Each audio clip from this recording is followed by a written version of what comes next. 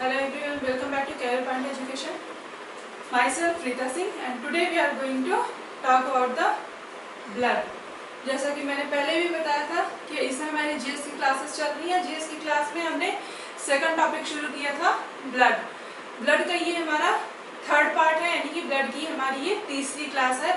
Actually होता क्या है, जब हम कॉम्पिटिटिव एग्जाम्स के पॉइंट ऑफ व्यू से किसी टॉपिक को कवर करते हैं तो टॉपिक थोड़ा सा लंबा खिंच जाता है, तो इसमें हम इसे पार्ट्स में डिवाइड कर देते हैं, पार्ट फर्स्ट पार्ट सेकंड। ये ब्लड का हमारा थर्ड पार्ट है, ठीक है। तो जो लोग हमारे चैनल पे अभी नए हैं, हमारे वीडियोस को लाइक करें, चैनल को सब्सक्राइब करें, जिससे हमारे आने वाली वीडियोस की अपडेट आपको मिलती रहे।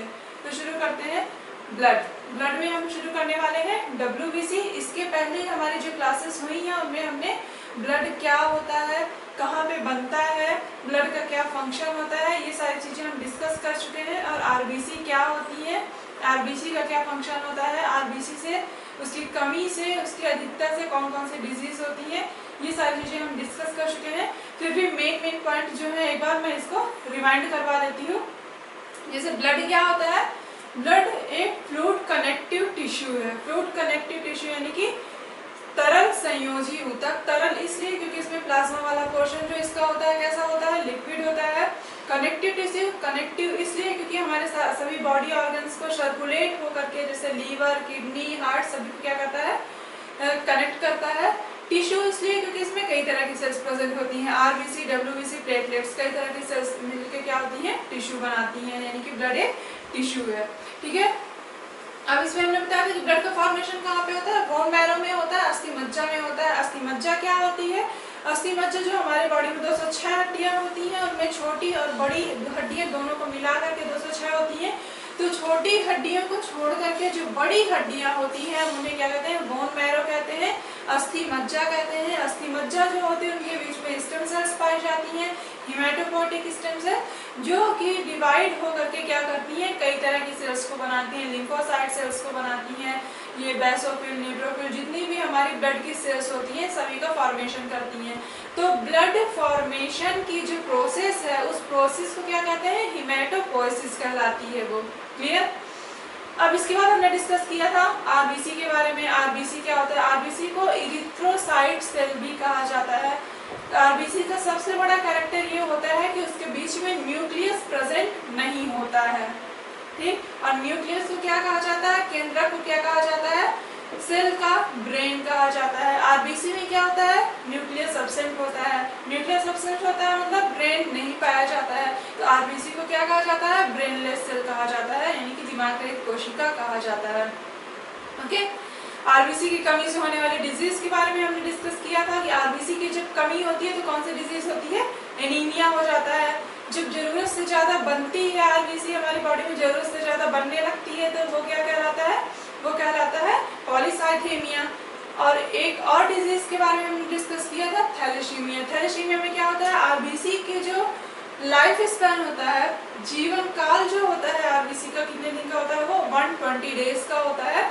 लेकिन जिसे थैलेसीमिया होता है, तो थैलेसीमिया में क्या होता है, इसका जो लाइफ स्पैन है, जीवन काल घट करके 50 से 60 दिन का हो जाता है। क्लियर। तो ये सारी चीजें हम प्रीवियस क्लासेस में डिस्कस कर चुके हैं। आज हम डिस्कस करेंगे WBC के बारे में। ब्लड में किसके बारे में डिस्कस करेंगे, WBC के बारे में। WBC को क्या कहा जाता है, व्हाइट ब्लड सेल्स, श्वेत रुधिर कणिका, श्वेत रुधिर कणिका या श्वेत रुधिर कोशिका कहा जाता है WBC को। अब यहाँ पे WBC हम शुरू करने जा रहे हैं, तो इसका एक और नाम है, इन्हें अलग अलग नाम से जाना जाता है। इसका जो काम होता है, काम के आधार पे इसके अलग अलग नाम हैं।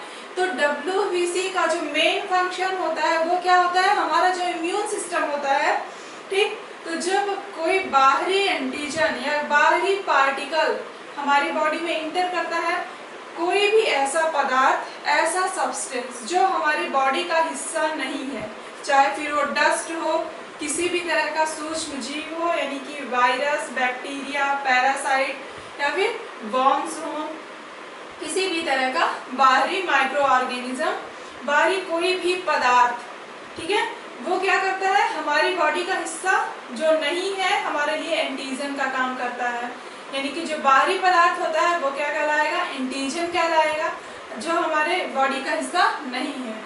ठीक, तो ये क्या करती हैं, WBC क्या करती हैं, जब हमारी बॉडी में इंटर करता है एंटीजन तो उसे डिस्ट्रॉय करने का, खत्म करने का काम करती हैं।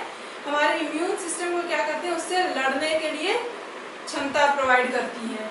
ठीक है, यानी कि हमारी इम्यूनिटी को स्ट्रांग बनाती है, हमें डिफेंस प्रोवाइड करती है। ठीक, तो WBC को इनके काम के आधार पे एक और नाम दिया गया है, सोल्जर, सोल्जर सेल या फाइटर सेल्स, फाइटर सेल्स। क्यों? क्योंकि ये फाइट करने का काम करती है, लड़ने का काम करती है। जो बाहरी पदार्थ आ रहा है हमारी बॉडी में उससे फाइट करती है कि हमारी बॉडी में इंटर ना करने पाए। ओके, तो इसे क्या कहा जाता है, सोल्जर सेल या फाइटर सेल भी कहा जाता है। अब अगला, WBC की खोज किसने की, WBC के बारे में किसने बताया, विलियम एडिसन, विलियम एडिसन ने बताया था WBC के बारे में।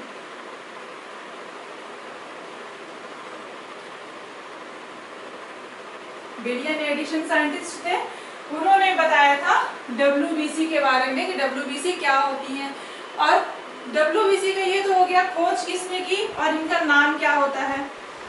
अब हम बात करें किसकी, तो इनके कैरेक्टर की। इनका कैरेक्टर क्या होता है, क्या अंतर होता है WBC में और RBC में।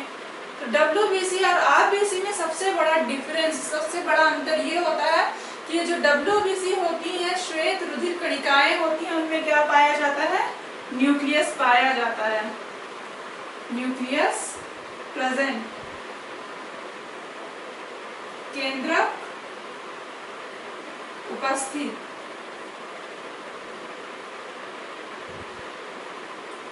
केंद्रक पाया जाता है, यानी कि न्यूक्लियस उपस्थित होता है, इनमें न्यूक्लियस पाया जाता है। इससे जस्ट अपोजिट हमने जब RBC पढ़ा था, RBC में क्या था, न्यूक्लियस एब्सेंट होता है, न्यूक्लियस नहीं पाया जाता है। अब यहाँ पे हम देखेंगे, ये तो हो गया इनका कैरेक्टर कि इनमें केंद्रक उपस्थित होता है। अब ये जो RBC और WBC बनती है, उसको पूरी सेल्स इकट्ठे बनती है तो हमसे क्या बोलते हैं, हेमेटोपोइसिस कहते हैं।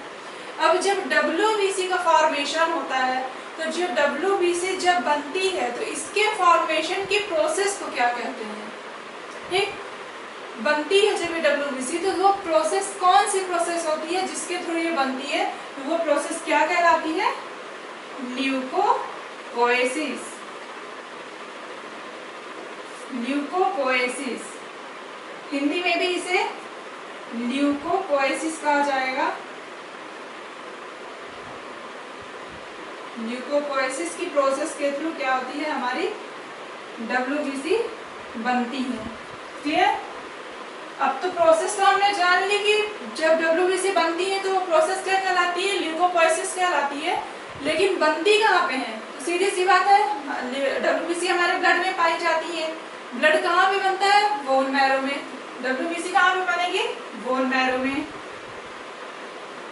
बोन मैरो, अस्थि मज्जा, अस्थि मज्जा। अब यहाँ पे मैं थोड़ा सा बता देती हूँ, जो लोग अभी नए होंगे हमारे चैनल पे, तो अस्थि मज्जा होता क्या है। अस्थि मज्जा के बारे में जिन लोगों ने हमारा देखा, पिछला वीडियोस में हमने डिस्कस किया था आपसे, तो बोन मैरो होती क्या है। बोन मैरो जो बड़ी हड्डियां होती हैं उसे हम बोन मैरो कहते हैं। छोटी हड्डियों को छोड़ के बड़ी हड्डियां जो जिनमें ब्लड का फॉर्मेशन होता है वो बोन मैरो कहलाती है, अस्थि मज्जा कहलाती हैं। तो WBC का फॉर्मेशन भी कहाँ पे होता है, बोन मैरो में होता है, अस्थि मज्जा में होता है। क्लियर? ये हो गया डब्ल्यूबीसी की खोज किसने की, इनका कैरेक्टर क्या है, वो प्रक्रिया कौन सी है, प्रोसेस क्या कहलाती है जब डब्ल्यूबीसी बनती है, ल्यूकोपोएसिस की प्रोसेस होती है, बोन मैरो में बनती है। अब यहाँ पे डब्ल्यूबीसी तो बनती है, हमारे ब्लड में भी प्रेजेंट होती है, ठीक है। ब्लड में तो हमारे आरबीसी भी होती है, डब्ल्यूबीसी भी होती है और प्लेटलेट्स भी होती है। यहाँ हम बात कर रहे हैं डब्ल्यूबीसी की, तो उसमें क्वांटिटी कितनी कितनी होती है, रेशियो क्या होता है ब्लड में हमारे डब्ल्यूबीसी, आरबीसी और प्लेटलेट्स का। तो हम लोग थोड़ा सा रेशियो देख लेते हैं। जो डब्ल्यूबीसी होती है, आरबीसी, ब्लड में हमारे आरबीसी, डब्ल्यूबीसी और प्लेटलेट्स तीनों सेल्स होती हैं। तो इनमें आरबीसी, डब्ल्यूबीसी और प्लेटलेट्स का रेशियो क्या होता है, अनुपात क्या होता है, ये क्वेश्चन जो कॉम्पिटिटिव एग्जाम्स में अक्सर पूछा जाता है कि डब्ल्यूबीसी, आरबीसी, प्लेटलेट्स का अनुपात क्या होता है, या फिर आरबीसी और डब्ल्यूबीसी का अनुपात क्या होता है, ब्लड में क्या रेशियो होता है। तो आरबीसी जो होती है ये 600:40,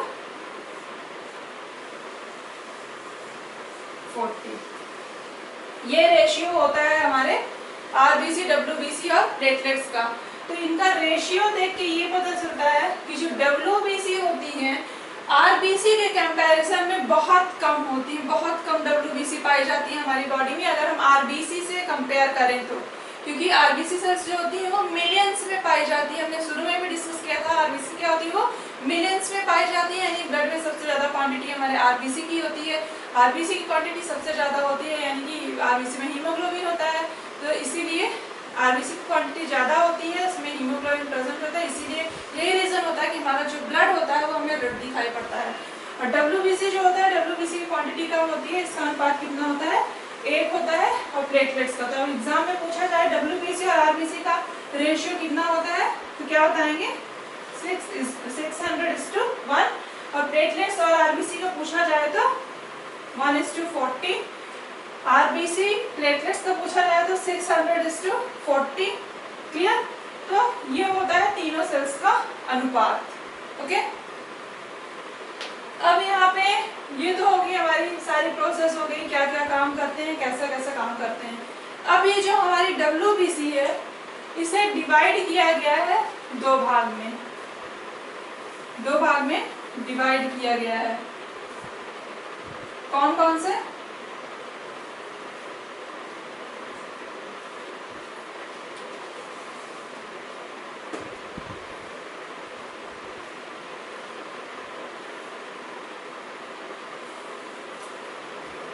ग्रेन्युलोसाइट,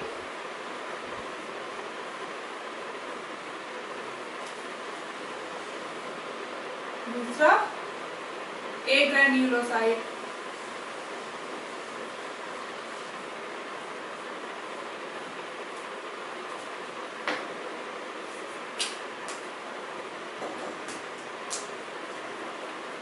कणिका में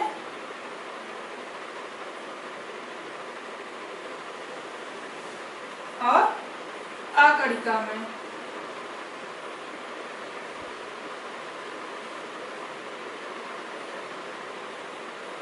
क्लियर।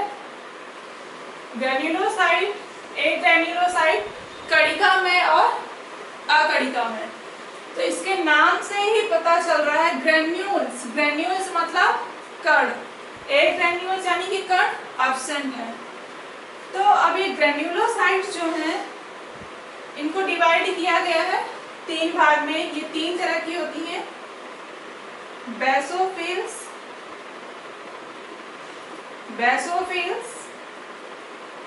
Neutrophils, eosinophils.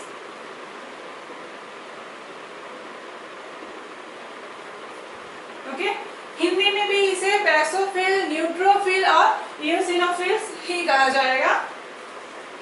एक ग्रेन्युलोसाइट्स को कितने में डिवाइड किया गया, 2 भाग में डिवाइड किया गया है, मोनोसाइट्स एंड लिम्फोसाइट्स।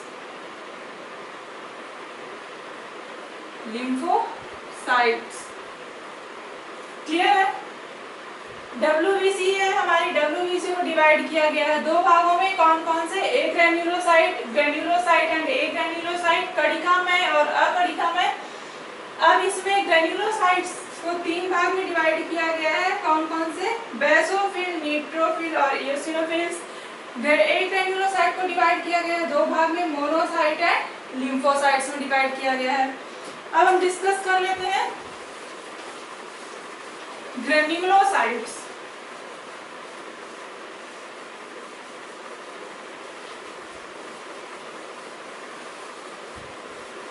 ग्रेन्युलोसाइट्स क्या होती हैं?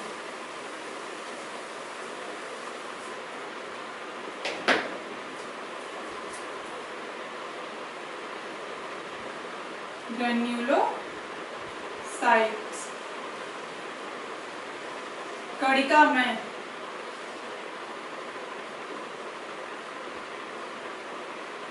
ठीक, कणिकामय WBC।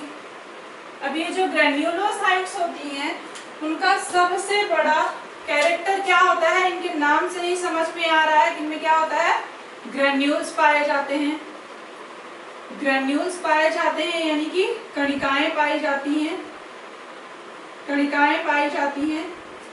अब ठीक है, इसमें कणिकाएं पाई जा रही हैं, इनके नाम से पता चल रहा है, लेकिन ये कणिकाएं पाई जा रही हैं, इनके पाए जाने का रीजन क्या है? कुछ तो रीजन होगा जो एक में प्रेजेंट है, दो तरह की हैं, तो इनमें एक ग्रेन्युलोसाइट्स में, ग्रेन्युलोसाइट्स में कुछ तो डिफरेंस होगा। तो ग्रेन्युलोसाइट का क्या रोल होता है? ये किस तरह की कणिकाएं में पाई जाती हैं? जो ग्रेन्यूल्स प्रेजेंट होते हैं, ये तो पहला हो गया। और काम क्या होता है? किस तरह के ग्रेन्यूल्स होते हैं? एंजाइम ग्रेन्यूल्स होते हैं वो, एंजाइम ग्रेन्यूल्स, एंजाइम युक्त कण, एंजाइम युक्त कण। क्लियर? अब इसमें एंजाइम युक्त कण पाए जा रहे हैं, ठीक, तो एंजाइम युक्त कण पाए जा रहे हैं अगर इसमें, तो अब क्या होगा? इनका कण का काम क्या है? इनका काम क्या है? सीधी सी बात है, जब हमारी WBC क्या करती है? फाइट करने का काम करती है एंटीजन से। तो ये क्या करते हैं, ये जो एंजाइम युक्त कण होते हैं वो क्या करते हैं? इंजेस्ट कर लेते हैं। जब एंटीजन अगर हमारे बॉडी में इंटर कर गया तो उसे क्या करते हैं? इंजेस्ट करने का काम करते हैं या डाइजेस्ट कर लेते हैं। तो ये जो ग्रेन्यूल्स होते हैं, ग्रेन्यूल्स में एंजाइम पाए जाते हैं, और ये एंजाइम क्या करते हैं? ये WBC सेल के अंदर पाए जाते हैं। जैसे हमारी सेल हो गई है, सेल के अंदर क्या है? छोटे छोटे से ग्रेन्यूल्स हैं, इसमें क्या है? एंजाइम्स हैं। तो जब कोई बाहरी एंटीजन इंटर करेगा तो ये सेल क्या करेंगी? उस एंटीजन को डाइजेस्ट कर लेंगी, किससे? एंजाइम के द्वारा उसको पचा लेंगी, यानी कि उसे खाने का काम करती है, ठीक। तो इनका ये जो नेचर है पैरासाइट्स को या माइक्रो ऑर्गेनिजम्स को खाने का, तो क्या होगा?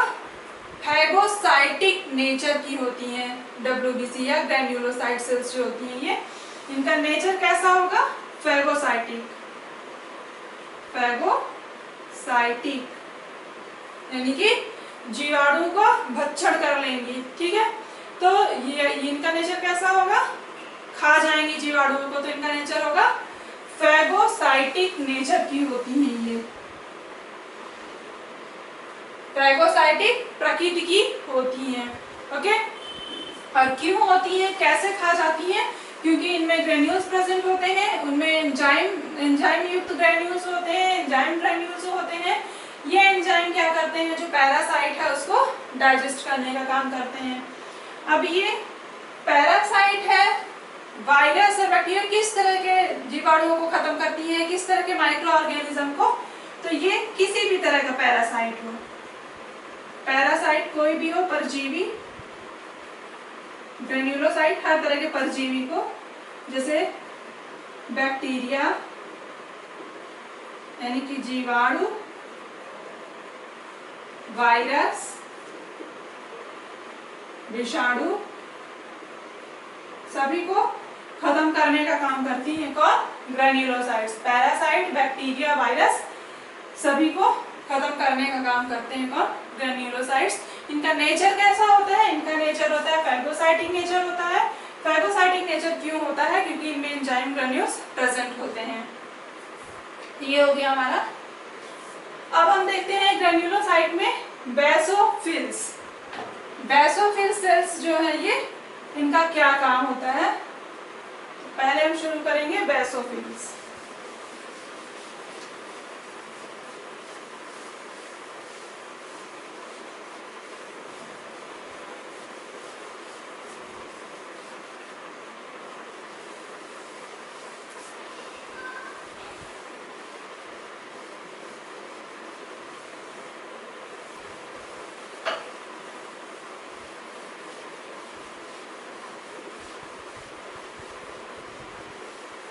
अब हम क्या शुरू करेंगे? बेसोफिल्स।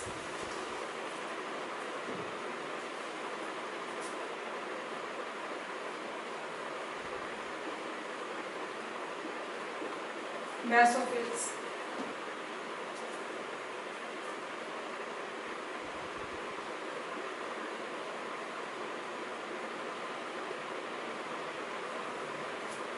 बेसोफिल सेल्स क्या होती है? ये ग्रेन्युलोसाइट सेल होती है, यानी कि इनमें भी क्या होते हैं? ग्रेन्यूल्स पाए जाते हैं। तो अब इसमें अब हम देख लेते हैं बेसोफिल का क्या कैरेक्टर होता है।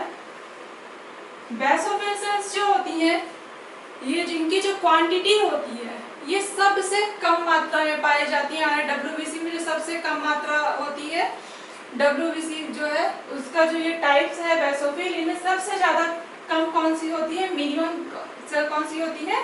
बेसोफिल।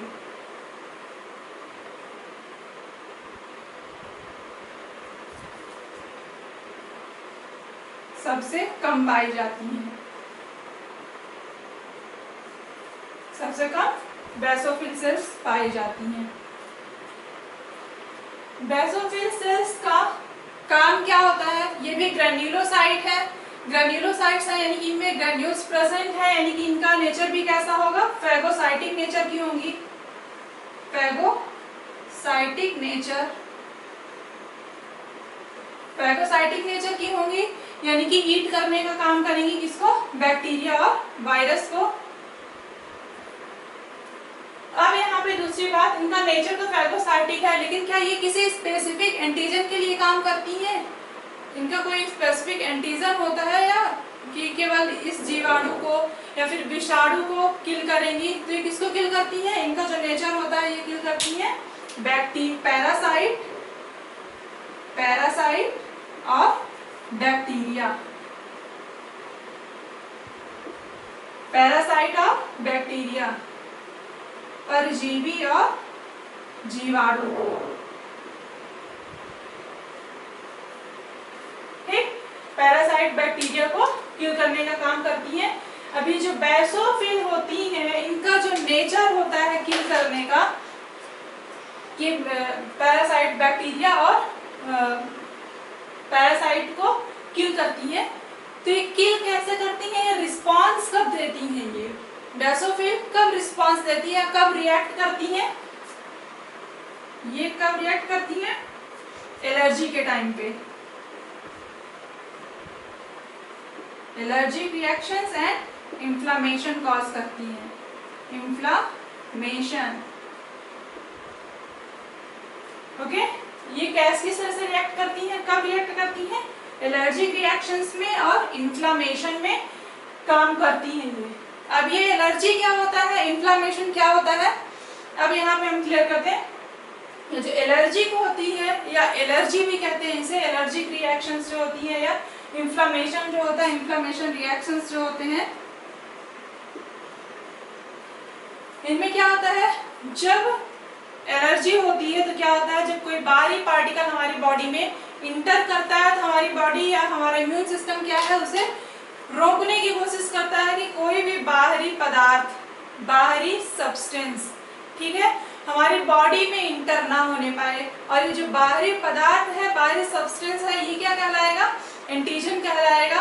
यानी कि ये एंटीजन हमारी बॉडी में इंटर ना होने पाए। तो जब हमारा इम्यून सिस्टम क्या होता है, जरूरत से ज्यादा रिएक्ट करता है इन्हें रोकने के लिए। नॉर्मल तक तो ठीक है, हमारा इम्यून सिस्टम रोकने की कोशिश कर रहा है किसको? बाहरी सब्सटेंस को, लेकिन जब जरूरत से ज्यादा क्या करता है, रिएक्ट करता है, तो उसे हम क्या कहते हैं, एलर्जी। एलर्जी कई तरह की होती है, जैसे कि फूड मटेरियल, कई सारे लोगों को किसी स्पेसिफिक फूड से भी एलर्जी होती है, डस्ट से एलर्जी होती है, मेडिसिन से एलर्जी होती है, कई लोगों को कई पेट्स जो होते हैं पेट्स से एलर्जी होती है, फ्लावर्स से एलर्जी होती है। तो एलर्जी की कोई बाउंड्री नहीं है कि एलर्जी केवल इतने तरह की होती है, कई तरह की एलर्जी होती है, उनमें कोई बाउंड्रीज नहीं है, और सबका जो अपना अलग अलग उसका जो सिम्टम्स है। जैसे किसी को होता है तो फूड खाया, जिस फूड से एलर्जी है तो क्या होता है, ईचिंग होने लगती है। किसी को एलर्जी होती है, जैसे लिजार्ड देख लिया, कोई पेट्स हैं उसके आसपास आ जाने से एलर्जी होती है, बॉडी में ईचिंग होने लगती है। या फिर डस्ट से एलर्जी होती है, जिनमें तो डस्ट जब ज़्यादा होती है तब तो छींक सभी को आ जाती है, लेकिन जब थोड़ी बहुत डस्ट है तो थोड़ी बहुत डस्ट में भी उनका इम्यून सिस्टम इतना ज़्यादा काम करने लगता है, इतना ज़्यादा एक्टिवेट हो जाता है कि ज़रा से डस्ट आई बस छींक आना शुरू हो गई। छींक क्या है, एक रिस्पॉन्स है हमारे इम्यून सिस्टम का कि वो डस्ट जो है हमारे बॉडी के अंदर ना जाने पाए। तो जब ये ज़रूरत से ज़्यादा रिस्पॉन्स देगा, यानी कि बार बार छींक आएगी ज़रूरत से ज़्यादा, तो हम इसे क्या कहते हैं, एलर्जी कहते हैं ना, डस्ट से एलर्जी है। तो ये एलर्जी रिएक्शन होती है, यानी कि जब हमारी बॉडी, हमारा इम्यून सिस्टम किसी एंटीजन के लिए ज़रूरत से ज़्यादा एक्टिव हो जाता है, ज़रूरत से ज़्यादा रिस्पॉन्स देने लगता है, तो वो क्या कहलाता है, एलर्जी रिएक्शन कहलाती है।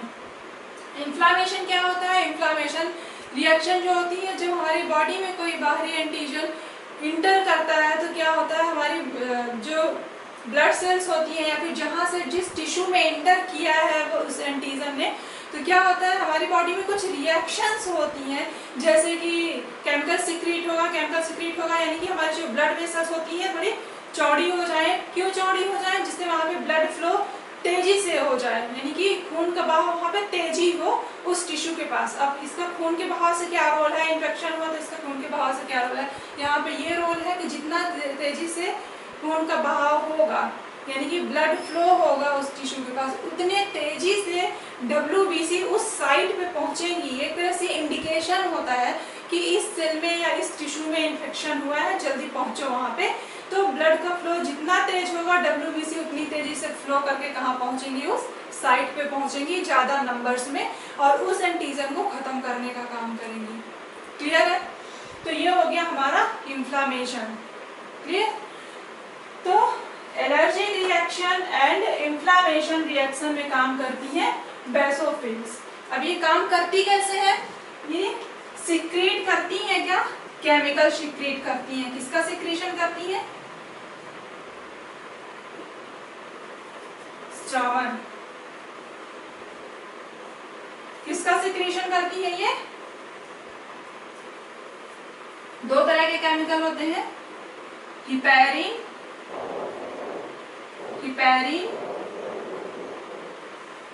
And histamine.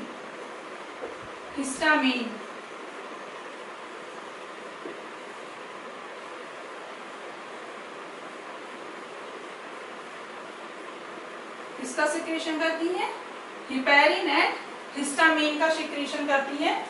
अब यहाँ पे हिपैरिन और हिस्टामीन का क्या फंक्शन होता है ये हम देख लेते हैं।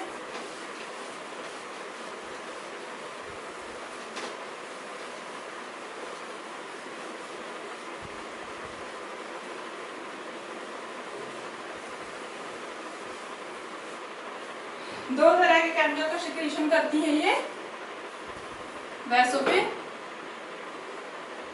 एक बार मैं फिर से यहाँ पे लिख दे रही हूँ,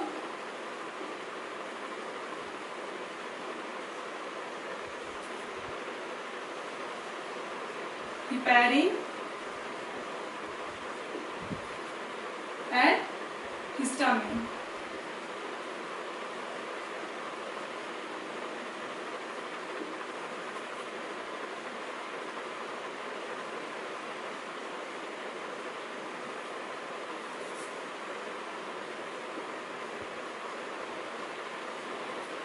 ये जो बेसोफिल्स होती है ये हमारे दो तरह की केमिकल का सिक्रीशन करते हैं, किसका, हिपैरिन का और हिस्टामिन का। अब इसमें हिपैरिन का क्या रोल होता है और हिस्टामिन का क्या रोल होता है। जो हिस्टामिन होता है ये क्या करता है, ये जो हमारी ब्लड वेसल्स होती हैं, हमारी जो ब्लड वेसल्स होती हैं उनको चौड़ा कर देता है।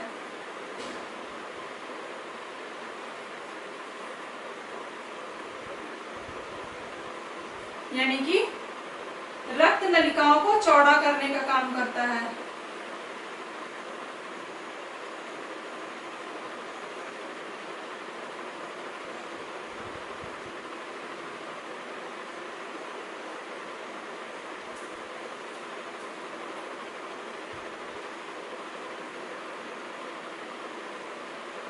रक्त नलिकाओं को क्या करता है? चौड़ा करता है। कौन? हिस्टामिन। क्यों करता है? ब्लड फ्लो जिससे तेजी से हो, ब्लड फ्लो को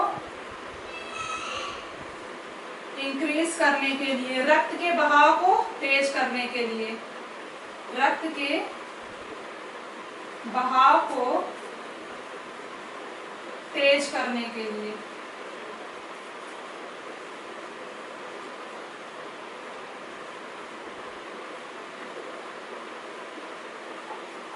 रक्त के बहाव को क्या करता है? तेज करता है। कौन? हिस्टामीन। ये बहुत इंपॉर्टेंट केमिकल है, इसको ध्यान रखिएगा। इसका सिक्रीशन कौन करता है? बेसोफिल सेल्स करती हैं। हिस्टामिन का सिक्रीशन और हिपैरिन का सिक्रीशन करती है।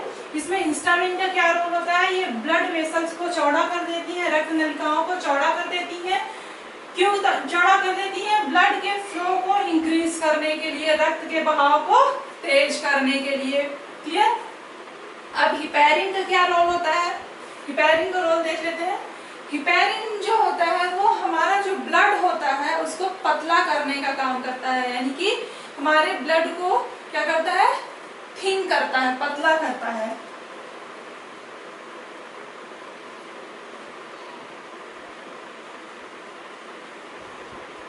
Blood thinning, blood thinning component होता है ये। रक्त को पतला करता है। अब सीधी सी बात है, ब्लड को अगर पतला कर रहा है तो यानी कि ब्लड को पतला कर रहा है, और दूसरा काम क्या कर रहा है? ब्लड को अगर पतला कर रहा है तो ये क्लॉटिंग को रोक रहा है। हमारा जो ब्लड होता है, हमारी जो बॉडी होती है, हमारे बॉडी में जो हमारा ब्लड प्रेजेंट होता है, तो ये क्यों नहीं क्लॉट होता है? इनमें क्लॉटिंग क्यों नहीं होती है? क्योंकि हिपैरिन पाया जाता है। हिपैरिन क्या होता है? एंटी क्लॉटिंग होता है, यानी कि क्लॉट होने से ब्लड को रोकता है, यानी कि क्लॉटिंग रोकता है, प्रिवेंट फ्रॉम क्लॉटिंग।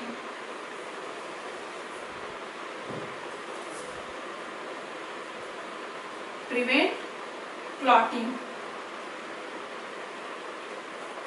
रक्त का थक्का नहीं जमने देता।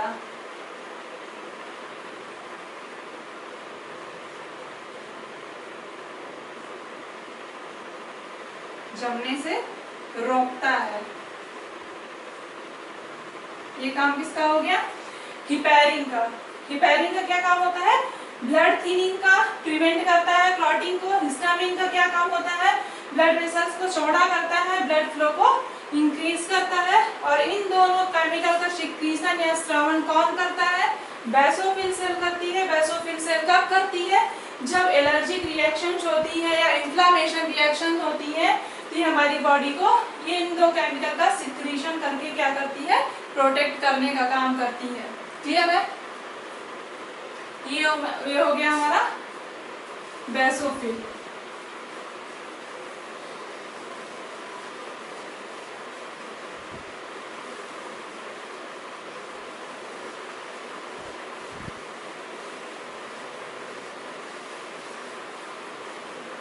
अब हम नेक्स्ट देखेंगे न्यूट्रोफिल्स। न्यूट्रोफिल्स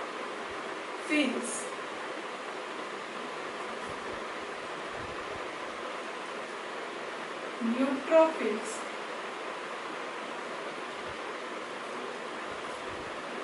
अब ये किस, हमारी जो न्यूट्रोफिल सेल है ये कैसी सेल है? ये भी ग्रैन्युलोसाइट सेल है।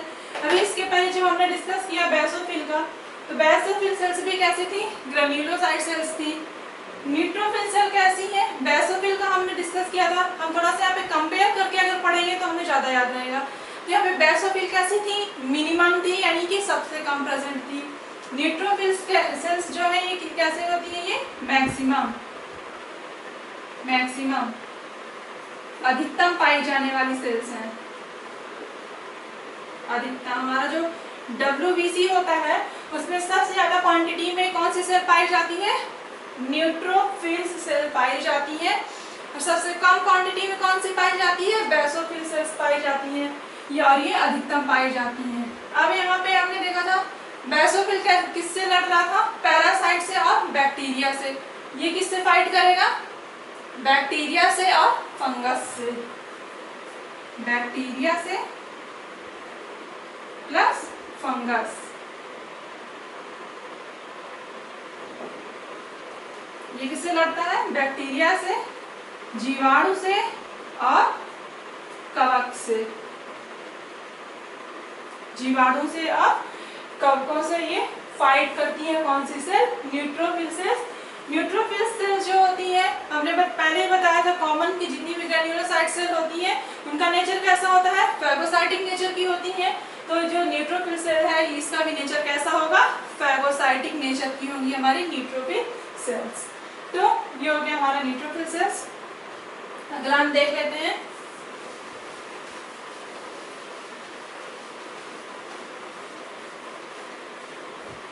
इओसिनोफिल सेल्स का क्या रोल होता है।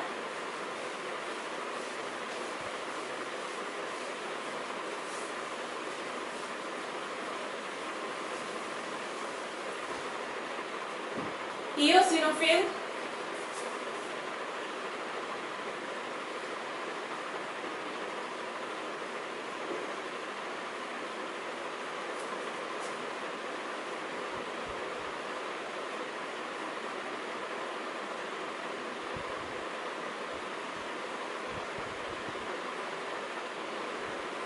इओसिनोफिल्स भी कहते हैं या इसे इस्नोफिल्स भी कहा जाता है। इओसिनोफिल्स भी कहा जाता है और इस्नोफिल्स भी कहा जाता है। दोनों एक ही तरह की सेल है, इसमें कंफ्यूज नहीं होना है कि इओसिनोफिल्स सेल कोई दूसरी है और इस्नोफिल्स कोई दूसरी है। इसी सेल को इओसिनोफिल्स या इस्नोफिल्स सेल कहा जाता है।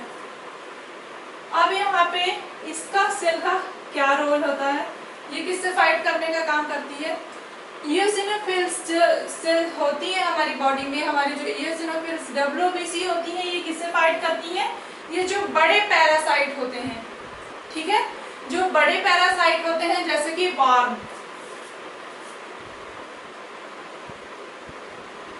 पैरासाइट जैसे वार्म, वार्म को हिंदी में बोलते हैं कृमि,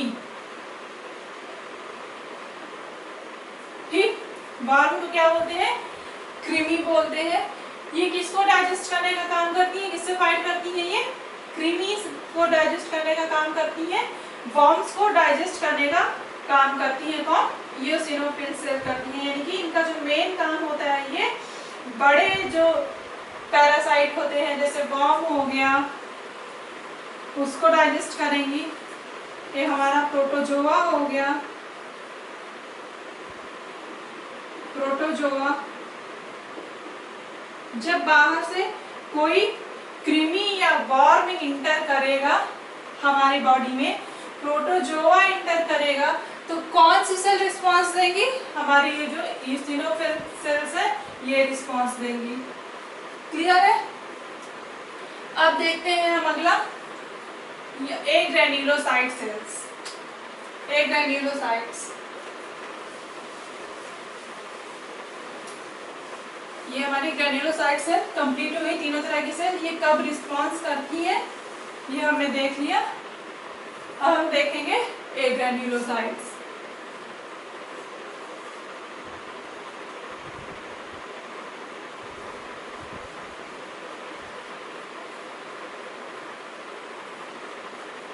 अकड़िका में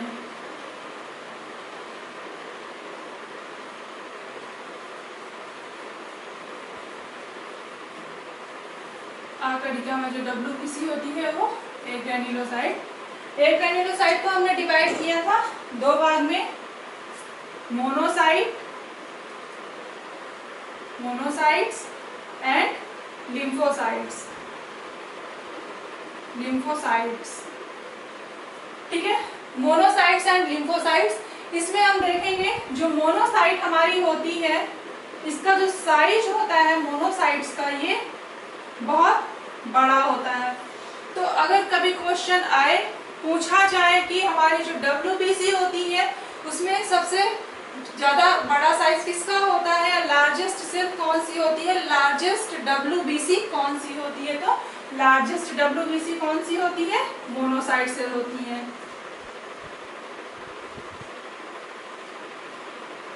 लार्जेस्ट WBC कौन सी होती है, मोनोसाइट्स होती है। और जो लिम्फोसाइट्स होती है ये हमारी, ये क्या होती है, ये स्मॉलेस्ट होती है।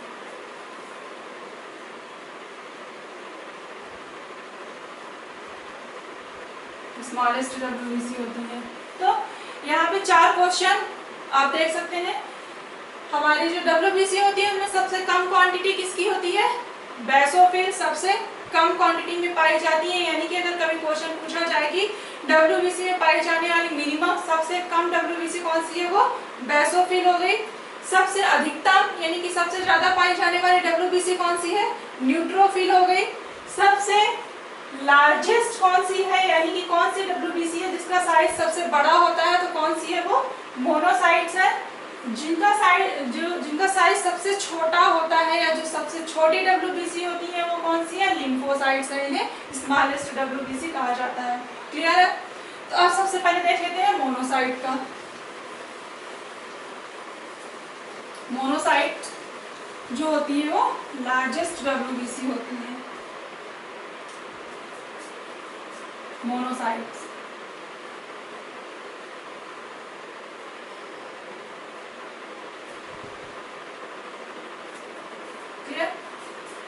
अब यहाँ पे देखते हैं मोनोसाइट का क्या रोल होता है, मोनोसाइट क्या काम करती है। ठीक है,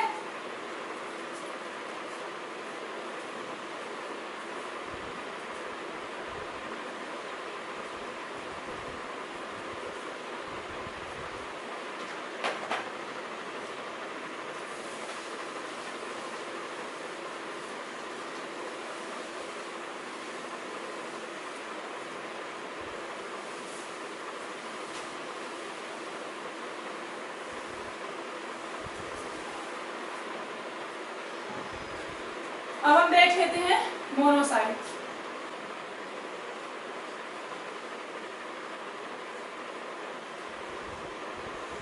मोनोसाइट्स, अभी जो मोनोसाइट सेल्स होती है ये क्या काम करती है, ये सेल्स जो होती हैं कैसी हैं, एक ग्रेन्युलोसाइट सेल्स हैं।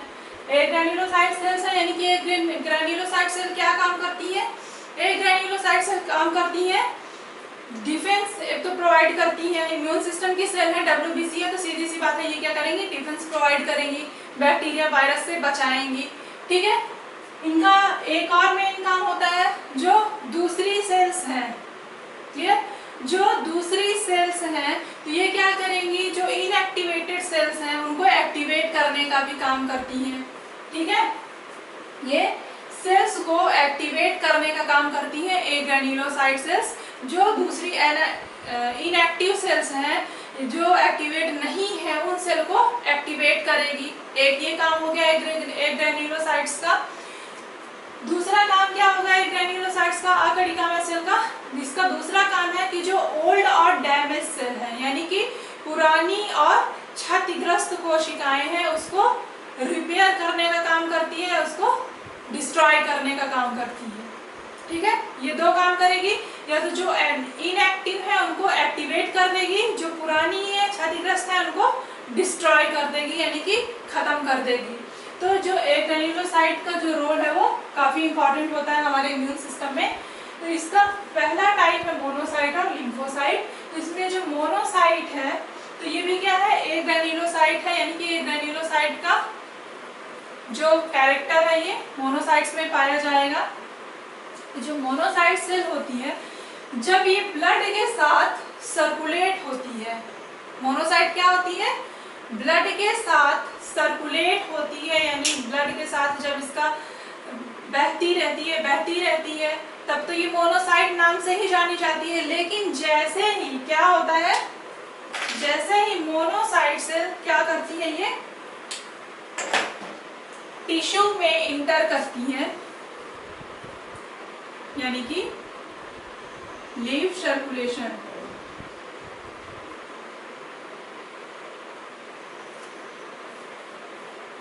जब ये सर्कुलेशन को छोड़ करके किसी टिश्यू में इंटर करती है, किसी ऊतक में जाती है, पहले तो ये क्या करती है, ब्लड के साथ सर्कुलेट होती रहती है, यानी कि ब्लड के साथ बहती रहती है। लेकिन जब ये ब्लड सर्कुलेशन को छोड़ के जैसे ही टिश्यू में इंटर करती है तो ये क्या कहलाती है, ये कहलाई जाएंगी मैक्रोफेज। इनका नाम चेंज हो जाएगा, मैक्रोफेजेस कहलाएंगी, मैक्रोफेजेस।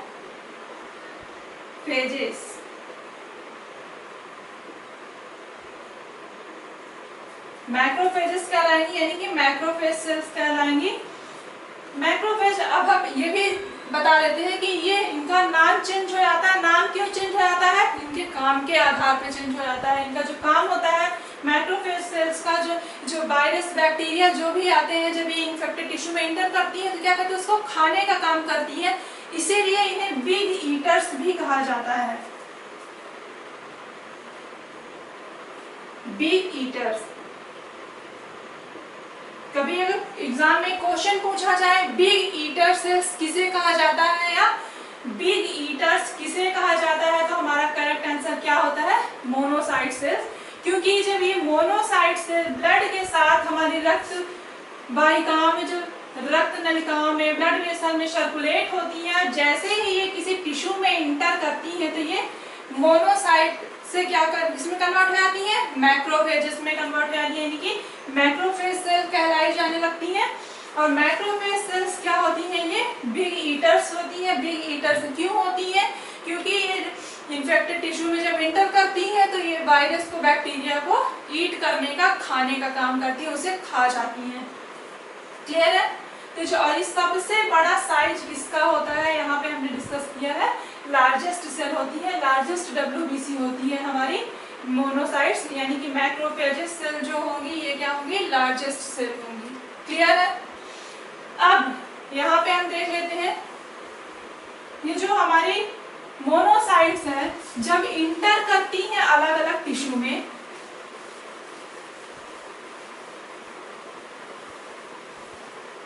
ये हमारी जो मोनोसाइट सेल है, ये जब अलग अलग टिश्यू में, हमने ये तो देख लिया कि फ्लो हो रही है, फ्लो होते होते इंटर हो गई टिश्यू में, टिश्यू में जब इंटर हो गई तो इनका नाम हो गया मैक्रोफेजेस। क्लियर। अब यहाँ पे भी वेरिएशन है कि जब ये अलग अलग टिश्यू में इंटर होती है, यानी कि अलग अलग टिश्यू में जब ये इंटर होगी तो इनका नाम क्या होगा, इनका नाम भी अलग अलग होगा। टिश्यू के आधार पे इनका नाम भी क्या होगा, अलग अलग होगा। तो जब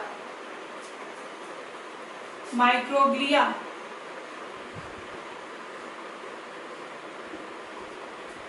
जब हमारी ये मोनोसाइट सेल कहाँ पे इंटर होगी, ये हमारा जो सेंट्रल नर्वस सिस्टम है, सेंट्रल नर्वस सिस्टम है, तो हमारी केंद्रीय तंत्रिका तंत्र में जब ये इंटर करेंगी तो हम इसे क्या करेंगे, माइक्रोग्लिया कहेंगे।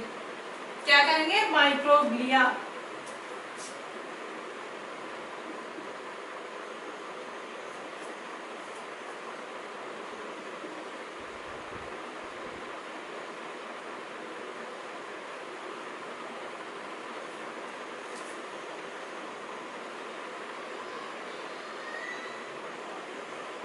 केंद्रीय तंत्रिका तंत्र, जब ये सेंट्रल पार्ट में इंटर करेंगी सेंट्रल नर्वस सिस्टम में, तो इसे क्या कहलाएंगी, किस नाम से जानी जाएंगी, माइक्रोग्लिया नाम से जानी जाएंगी।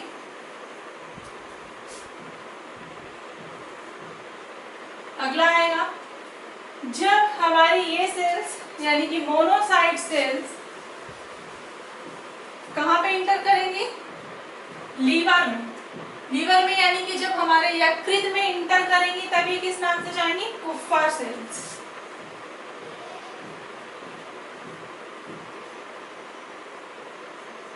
कुफ्फार सेल्स।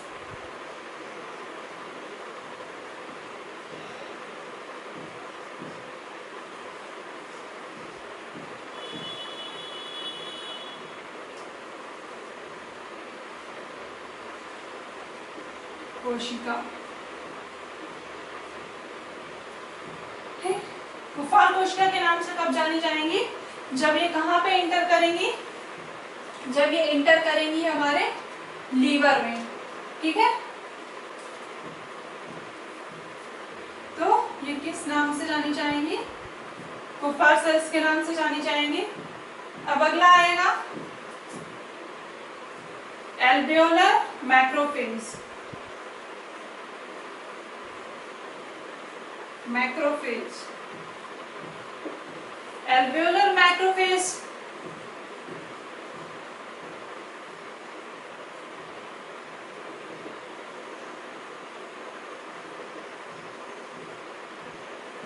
एल्वेओलर मैक्रोफेज के नाम से कब जानी जाएंगी?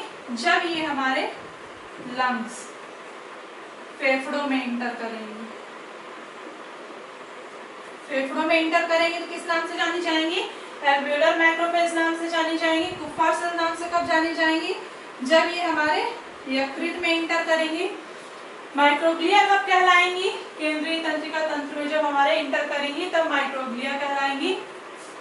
तो मोनोसाइट्स अलग अलग टिश्यू में जब ब्लड सर्कुलेशन को लीव करती हैं, किसी टिश्यू में जब इंटर करती हैं तो क्या होता है? ये अलग अलग नाम से जानी जाती है।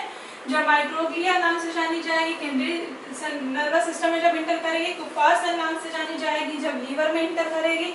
एल्वेओलर मैक्रोफेज नाम से जानी जाएगी जब लंग्स में यानी कि हमारे फेफड़े में इंटर करेगी। क्लियर?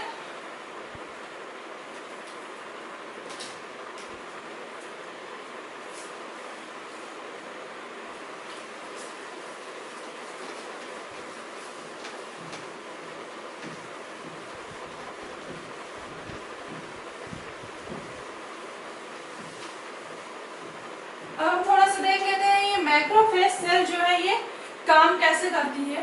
ये जो मैक्रोफेज सेल होती है बेसिकली ये फैगोसाइटिक नेचर की होती है, यानी कि फैगोसाइटोसिस की प्रोसेस के थ्रू क्या करती है? डिस्ट्रॉय करती है माइक्रो ऑर्गेनिज्म की। यहाँ पे हम थोड़ा सा आपको रिमाइंड करवा देते हैं, थोड़ा सा आप जो लोग नए होंगे बता देते हैं कि फैगोसाइटोसिस की प्रोसेस होती क्या है। जैसे कोई बाहरी एंटीजन आया हमारी बॉडी में तो हमारी जो मैक्रोफेज सेल्स होती हैं ये क्या करेंगी? मैक्रोफेज सेल है, ये सरफेस पे इनके क्या है? रिसेप्टर है।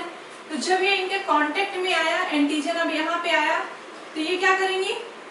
एंटीजन को ट्रैप कर लेंगी, यानी कि इनका शेप चेंज होगा और ये क्या करेंगी? एंटीजन को इस तरह से अपने अंदर ले लेंगी, ट्रैप कर लेंगी। इनके अंदर क्या होता है? जो ग्रेन्यूल्स होते हैं,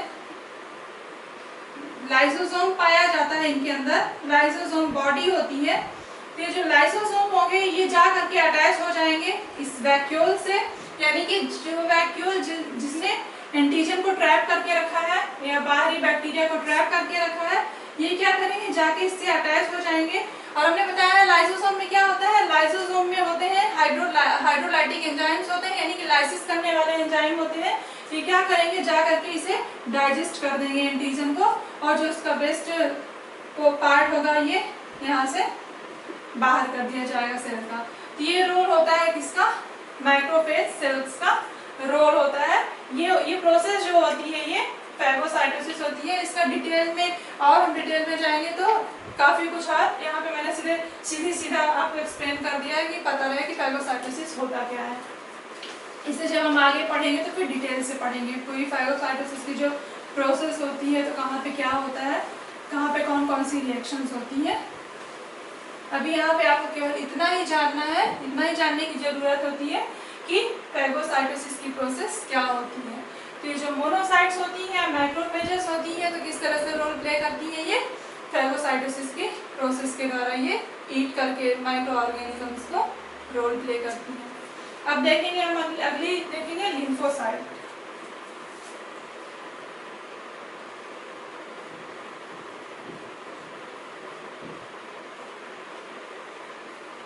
lymphocytes.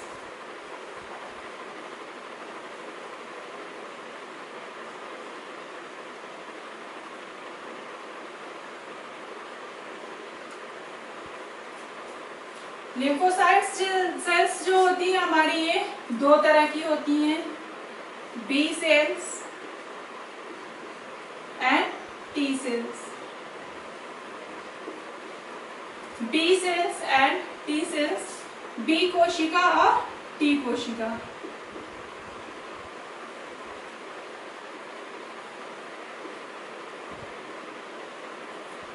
क्लियर? अब यहाँ पे बी सेल और टी सेल का क्या रोल होता है, यहाँ पे हम ये देख लेते हैं।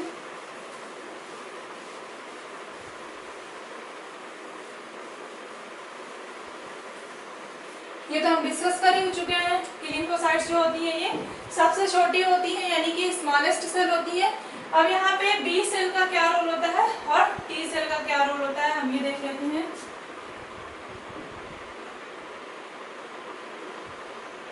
बी कोशिका जो होती है ये किस तरह से काम करेंगी, जैसे ये हो गई हमारी बी सेल, ये हमारी हो गई, यहाँ पे मैं अंदर ही लिख दे रही हूँ, यहाँ पे ये बी सेल हो गई हमारी।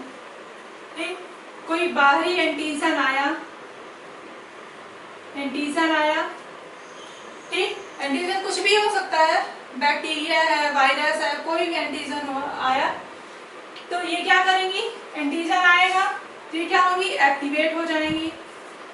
जब ये एक्टिवेट हो जाएंगी तो ये एंटीजन आएगा, सेल है हमारी, एंटीजन आया, सेल हमारी एक्टिवेट हो गई। एक्टिवेट होके क्या करेगी, ये डिवाइड होगी, और जब ये डिवाइड होगी तो ये दो तरह की सेल बनाएगी। कौन कौन सी, एक तो ये बनाएगी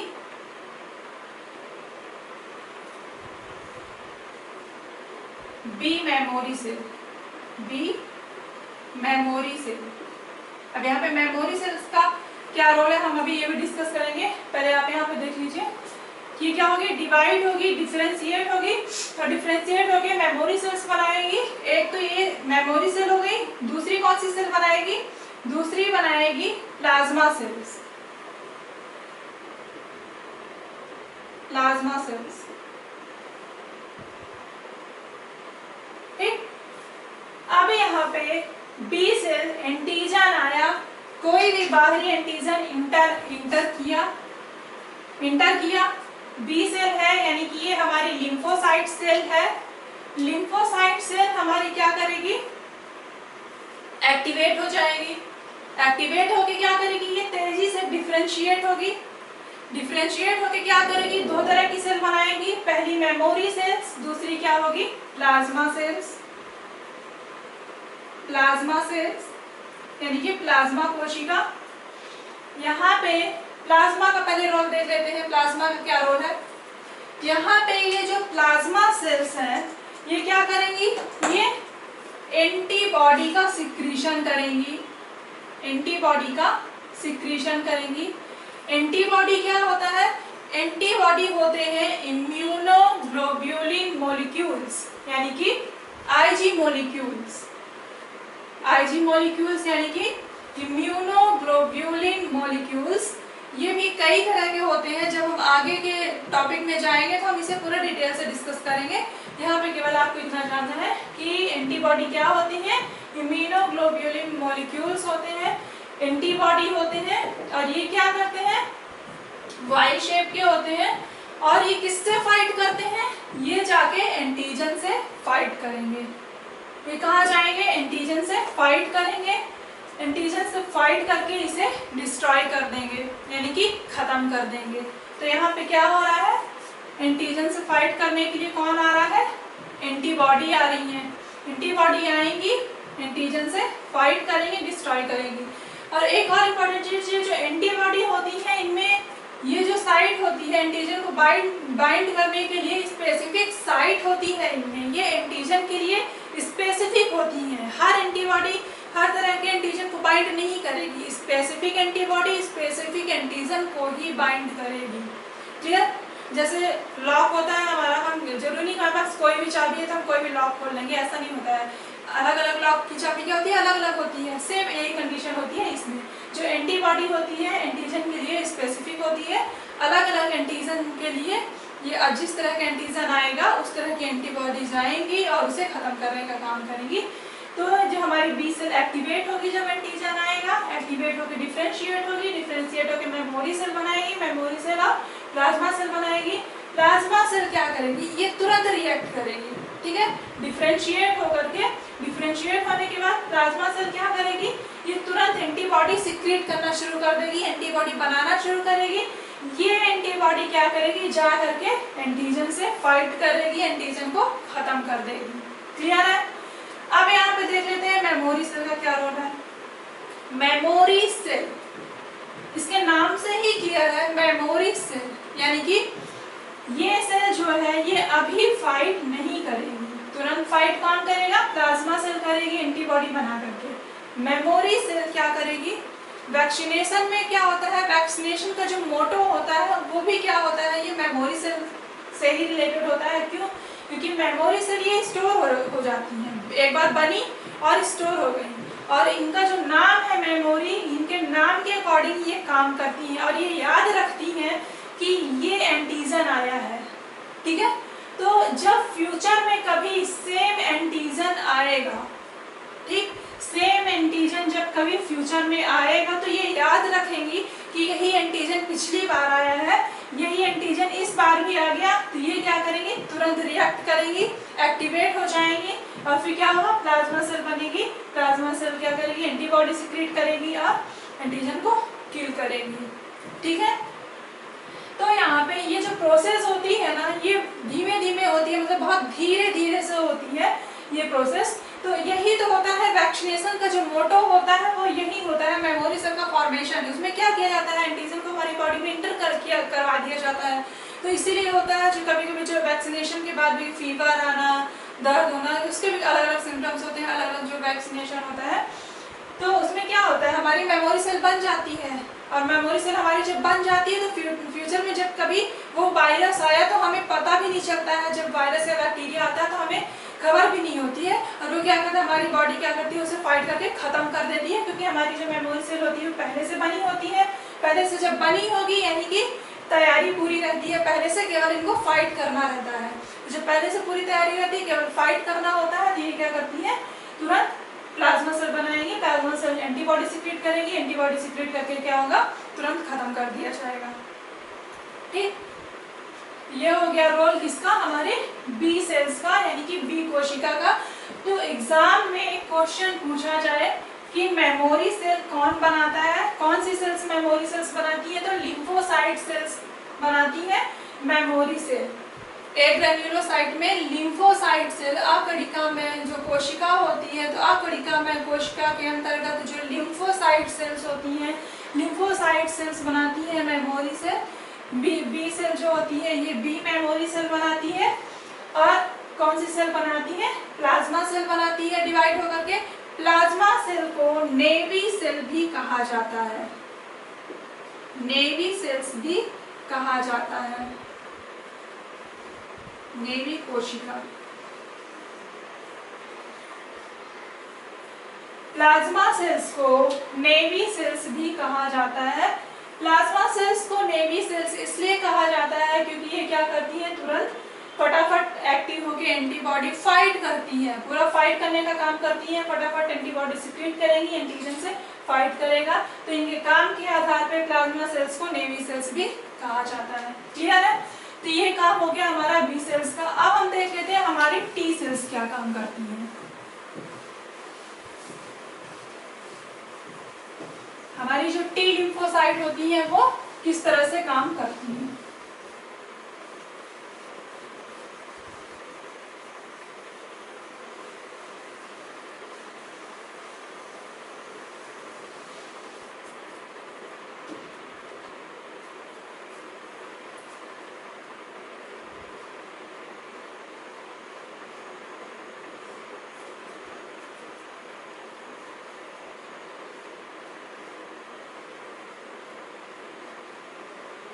टी कोशिका,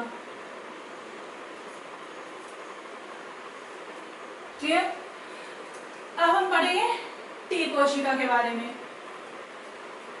टी कोशिका का क्या काम होता है? बी सेल का हमने देख लिया, बी सेल किस तरह से रिएक्ट करती है। टी सेल कैसे रिएक्ट करेगी? जैसे ये हमारी टी सेल है,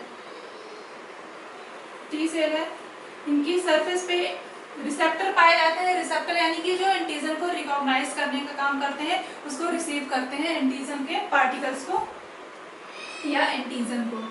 तो हमारी टी सेल है, ये यहाँ पे एंटीजन आया, एंटीजन आया सेल के कांटेक्ट में, रिकॉग्नाइज की, रिकॉग्नाइज करके सेल क्या होगी? तुरंत एक्टिवेट हो गई हमारी टी सेल, तुरंत एक्टिवेट हो गई क्योंकि एंटीजन इससे बाइंड हो चुका है, एंटीजन आ चुका है और इसको पता लग गया कि एंटीजन आ गया, तो ये तुरंत एक्टिवेट होगी। एक्टिवेट होकर क्या करेगी? ये साइटोकाइंस सिक्रीट करेगी। क्या करेगी? Cytokines, cytokines. साइटोकाइंस क्या होते हैं?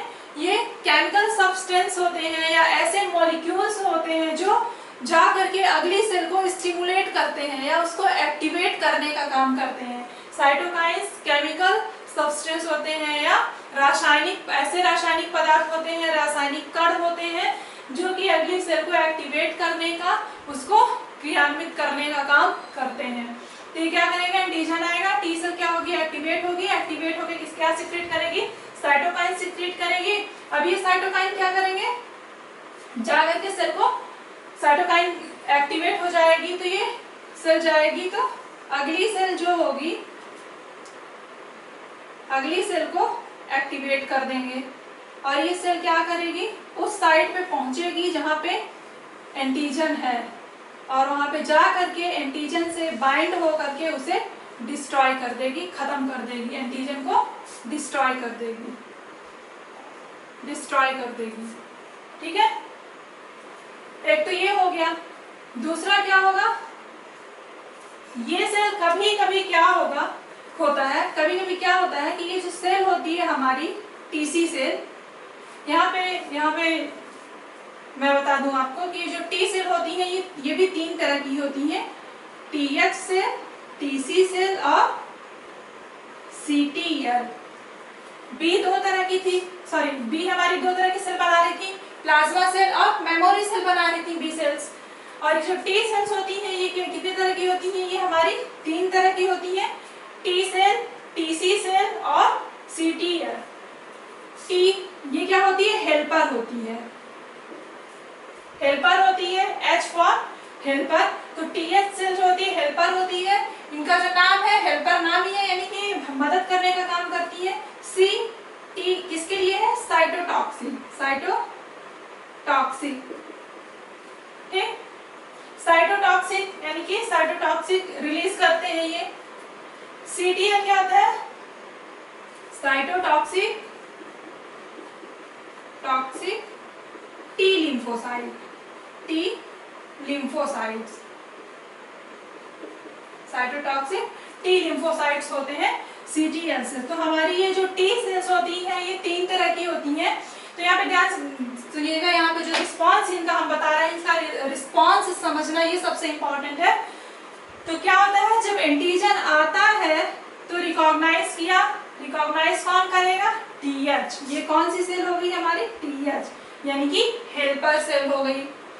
ये पहचान गई कि एंटीजन आ गया, एक्टिवेट हो जाएगी हमारी हेल्पर सेल, एक्टिवेट हो जाएगी और जाके मैसेज देगी, खबर देगी किसको? टीसी सेल को। टीसी सेल को क्या खबर देगी? किस तरह से खबर देगी? मैसेज देगी। मैसेज कैसे देगी? साइटोकाइंस को रिलीज करके मैसेज देगी। ठीक है, एक्टिवेट होकर के ये मैसेज देगी टीसी सेल को, यानी कि साइटोटॉक्सिक टी सेल को। किस तरह से? साइटोकाइंस को रिलीज करके ये साइटोकाइंस जाएंगे तो सेल्स को समझ में आ जाएगा टीसी सेल को कि एंटीजन आ चुका है, अब हमें एक्टिवेट हो जाना चाहिए। तो ये क्या होंगी? एक्टिवेट हो जाएंगी टीसी सेल्स और जा करके एंटीजन को डिस्ट्रॉय कर देंगी, खत्म कर देंगी। ठीक, ये तो रोल हो गया टीएच का, टीसी सेल का। अब कभी कभी क्या होता है कि जब कोई वायरस हमारे टिश्यू को, हमारे किसी स्पेसिफिक टिश्यू को क्या करता है? डिस्ट्रॉय करता है, खत्म करता है, कि टिश्यू को क्या करता है? उस पर इन्फेक्शन कॉज करता है। तो ये क्या होता है? ये टीसी सेल क्या बनाती है? CTL, साइटोटॉक्सिक टी लिम्फोसाइट में कन्वर्ट हो जाती है, ठीक है। और ये CTL क्या करती है, CTL सेल्स क्या करती हैं, इनमें रिसेप्टर में सरफेस रिसेप्टर सब में पाए जाएंगे, इनकी सतह पे ये जो रिसेप्टर है हर सेल में पाए जाएंगे, इसमें टी सेल्स में, बी सेल्स में भी पाए जाते हैं। ये क्या करेंगे, रिसेप्टर क्या करेंगे, एक्टिवेट हो जाएंगे और ये CTL सेल क्या करेंगे, जो कैंसर सेल होगी या फिर जो सेल्फ अल्टर्ड सेल होगी, सेल्फ अल्टर्ड सेल्स, यानी कि वायरस से इन्फेक्टेड कोशिका, वायरस इन्फेक्टेड सेल्स, यानी विषाणु से ग्रसित कोशिका को जा करके CTL सेल क्या करेंगी, खत्म कर देंगी, डिस्ट्रॉय कर देंगी। तो यहाँ पे टी सेल कैसे काम करती है, ये एंटीजन आएगा, हेल्पर सेल एक्टिवेट हो जाएगी, हेल्पर सेल सबसे पहले क्या करेगी, जाकर के एक्टिवेट होकर खबर पहुंचाने का, इसके नाम से ये क्लियर है, ये हेल्प करने का काम करती है, मदद करने का काम करती है, ठीक। तो ये हेल्प करेगी साइटोकाइंस को रिलीज करके, टीसी सेल जैसे ही साइटोकाइंस रिलीज होगा पहुंचेगा टीसी सेल के पास, टीसी सेल तुरंत समझ जाएगी कि वायरस आ चुका है, क्योंकि इसे मैसेज मिल जाएगा, ये जाकर के वायरस को साइट पे जाके खत्म कर देगी। कभी कभी क्या होगा, वायरस जब हमारे टिश्यू को इन्फेक्टेड करेगा तो ये टीसी सेल किसमें कन्वर्ट हो जाएगी, CTL सेल में कन्वर्ट हो जाएगी, साइटोटॉक्सिक टी लिम्फोसाइट में। और ये टी लिम्फोसाइट क्या होगा, ये CTL सेल जा करके सेल्फ अल्टर्ड सेल को या वायरस इन्फेक्टेड सेल को, वायरस ग्रसित, विषाणु ग्रसित कोशिका को जाके खत्म कर देगी। तो ये पूरा रोल होता है, हमारा मैकेनिज्म होती है किसकी, लिम्फोसाइट सेल्स की मैकेनिज्म होती है। लिम्फोसाइट सेल किसके अंतर्गत आती है, ये ए ग्रैन्युलोसाइट्स यानी कि आकड़िकामय कोशिका के अंतर्गत आती है। और जब ए ग्रैन्युलोसाइट शुरू किया था तो हमने शुरू में ही इसका कैरेक्टर बता दिया था कि ए ग्रैन्युलोसाइट क्या करती है, ये इनएक्टिवेटेड सेल को एक्टिवेट करने का काम करती है। तो यहाँ पे इनके फंक्शन से आपको क्लियर हो गया होगा कि जो इनएक्टिवेटेड सेल है इसको ये एक्टिवेट करने का काम करती है, और जो ओल्ड एंड डैमेज सेल्स होती हैं उनको डिस्ट्रॉय कर देती हैं। क्लियर है, ये हो गया हमारा लिम्फोसाइट।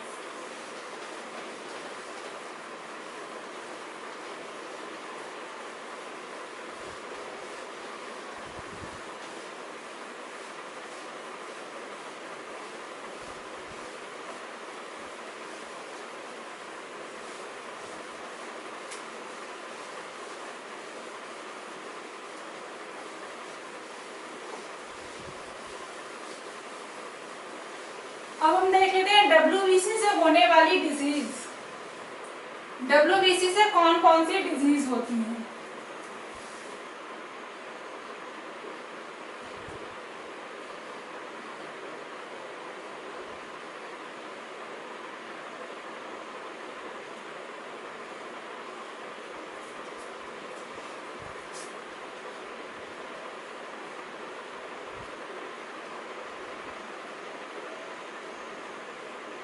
WBC से होने वाली बीमारियां,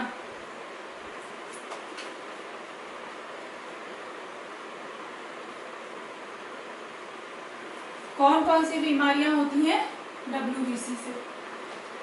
तो सबसे पहले हम देख लेते हैं, जब अभी ये चीज लाइन में बार बार रिपीट करती हूँ, जब भी जहाँ पे कोई बैलेंस की बात आती है तो किसी भी कंपोनेंट की या किसी सेल्स का जब डिजीज के बारे में हम बात करते हैं तो जब कोई सेल कैसी होनी चाहिए या फिर किसी सेल की क्वांटिटी, किसी भी कंपाउंड का, किसी भी केमिकल का या किसी भी सेल का जो क्वांटिटी होनी चाहिए वो कैसी होनी चाहिए, हमेशा बैलेंस होनी चाहिए। क्योंकि कोई भी चीज जरूरत से ज्यादा होगी या फिर कम होगी तो वो दोनों ही परिस्थितियों में या दोनों कंडीशन में कैसा होता है, हार्मफुल होता है। तो अब यहाँ पे अगर हम बात करें WBC की डिजीज की, तो जब WBC क्या होती है, जरूरत से ज्यादा इंक्रीज होने लगती है, यानी कि जरूरत से ज्यादा जब इनकी क्वांटिटी बढ़ने लगती है, यानी कि जरूरत से ज्यादा WBC जब बनने लगती है, हमारे ब्लड में WBC की क्वांटिटी जब बहुत ज्यादा बढ़ जाती है, तब हमें क्या होता है, कौन सी बीमारी होती है, ल्यूकेमिया। ल्यूकेमिया, ल्यूकेमिया ल्यूकेमिया क्या होता है? ल्यूकेमिया होता है ब्लड कैंसर, ब्लड कैंसर। ठीक, जब हमारे ब्लड में WBC की क्वांटिटी जरूरत से ज्यादा बढ़ जाएगी तब क्या होता है? ल्यूकेमिया होता है, यानी कि ब्लड कैंसर होता है। और जो ब्लड कैंसर होता है ये किस तरह से हो जाता है, किस तरह से हमारे ब्लड को खत्म करने लगता है, धीरे धीरे हमारा ब्लड खत्म होता जाता है, किस तरह से? यहाँ पे थोड़ा सा हम देख लेते हैं ब्लड कैंसर के बारे में। जब ब्लड कैंसर होता है तो हमारी जो सेल होती हैं, सेल में कई तरह के कंपोनेंट प्रेजेंट होते हैं। हमने बताया था आपको, हमारे सेल में लाइसोसोम भी प्रेजेंट होता है।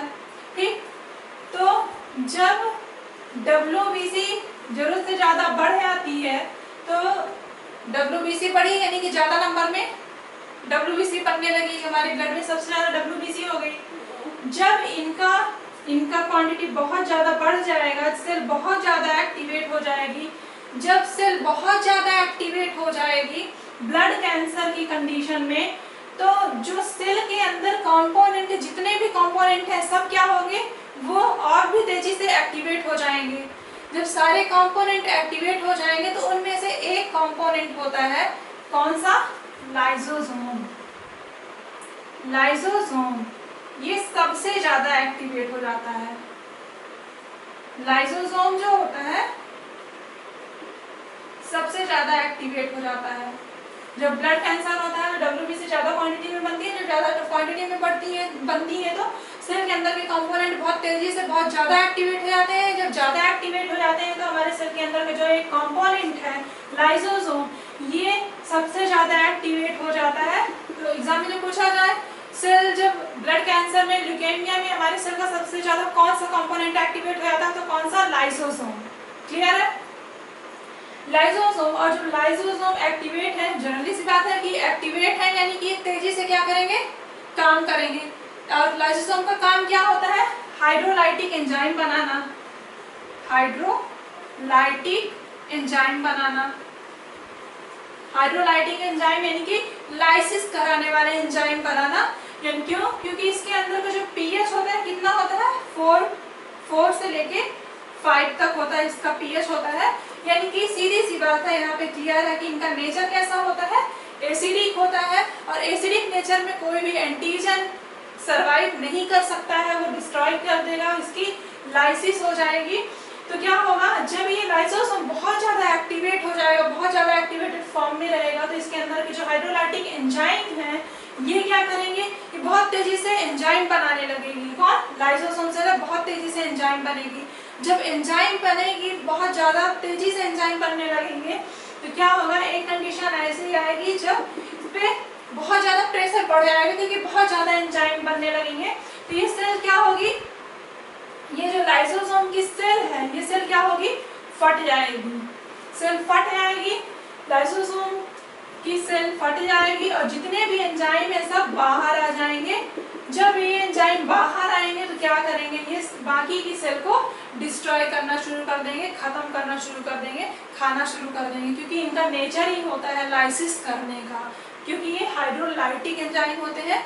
इसी वजह से ये जो लाइसोसोम होता है ये कभी कभी क्या करता है? खुद को ही खत्म कर लेता है, यानी कि फट जाता है, डिस्ट्रॉय कर लेता है, खुद की लाइसिस कर लेता है। इसी वजह से इसे सुसाइड बैग भी कहा जाता है। सुसाइड बैग या आत्मघाती थैली। आत्मघाती थैली, सुसाइड बैग कहा जाता है। तो सुसाइड बैग किसे कहा जाता है? लाइसोसोम को कहा जाता है। क्यों कहा जाता है? क्योंकि इसके अंदर हाइड्रोलाइटिक एंजाइम पाए जाते हैं। हाइड्रोलाइटिक एंजाइम क्या करते हैं? लाइसिस का काम करते हैं। यहाँ पे pH कितना होता है हमारे लाइसोसोम का? 4 से 5 होता है इसका pH। तो इस तरह से जब ये आएंगे, बाहर आएंगे और सारी सेल्स को डिस्ट्रॉय करना शुरू कर देंगे, तो क्या होगा? ये होता है हमारे ब्लड कैंसर में, ये प्रोसेस होती है पूरी। किस तरह से हमारी सेल्स को, हमारे बाकी की सेल्स को ये खत्म कर देते हैं। ठीक, तो ये हो गया WBC के इंक्रीज होने से होने वाली बीमारी, कौन सी? ल्यूकेमिया। क्लियर? अब यहाँ पे हम देखिए कि ये ल्यूकेमिया हो गया जिससे WBC के इंक्रीज होने से। अब यहाँ पे इसके अपोजिट अगर हम देखें WBC की अगर ये जो क्वांटिटी है ये क्या हो, डिक्रीज हो जाए या बहुत तेजी से घट जाए, ठीक है। अभी यहाँ पे इंक्रीज हो रही है तो ल्यूकेमिया हो रहा है, कैंसर हो रहा है। अगर ये इसकी क्वांटिटी तेजी से क्या हो, घट जाए यानी कि कम हो जाए, तब क्या होगा, इस कंडीशन में क्या होगा। इस कंडीशन में सीधी सी बात हमने बताया था कि ये फाइट करने का काम करती है, हमारी बॉडी को, हमारे जो इम्यून सिस्टम को बूस्ट करने का काम करती है, यानी कि बढ़ाने का काम करती है, बाहरी जो एंटीजन आते हैं उसको डिस्ट्रॉय करने का काम करती है। तो जब WBC की क्वांटिटी क्या होगी, डिक्रीज हो जाएगी, घट जाएगी, तो क्या होगा,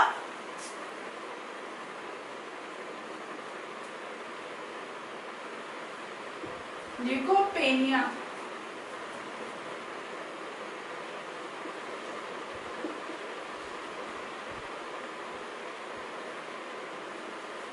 ल्यूकोपीनिया। जब WBC की क्वांटिटी क्या होगी, तेजी से घट जाएगी, तो कौन सी बीमारी होगी, ल्यूकोपेनिया होगी।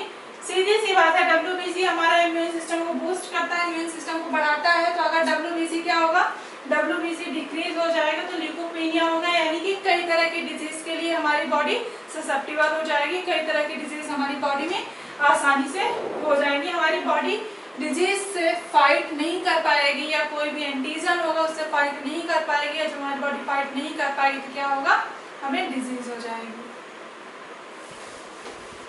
ये था WBC से होने वाली बीमारियां, ल्यूकेमिया और ल्यूकोपेनिया।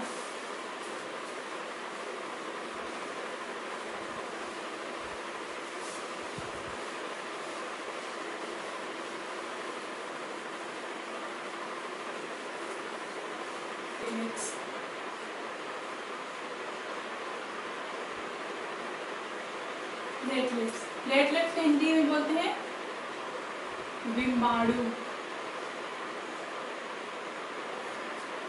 अब WBC के बाद हमारा नया क्या आएगा, प्लेटलेट्स। हम ब्लड में हम देख चुके हैं RBC कंप्लीट हो चुका था हमारा, WBC कंप्लीट हो गया। अब हम देखेंगे प्लेटलेट्स के बारे में। प्लेटलेट्स क्या होता है, प्लेटलेट्स जो होती है कहाँ पाई जाती है, ये हमारे ब्लड में पाई जाती है, यानी कि इनका फॉर्मेशन कहाँ होगा, ब्लड के साथ ही होता है, यानी कि इनका फॉर्मेशन भी कहाँ पे होगा, बोन मैरो में ही होगा।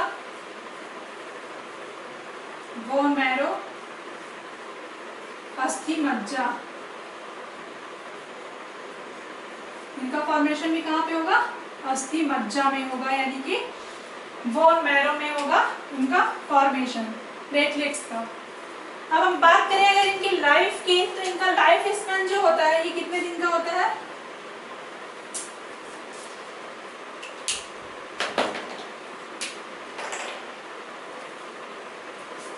लाइफ स्पैन इनका कितने दिन का होता है, जीवन काल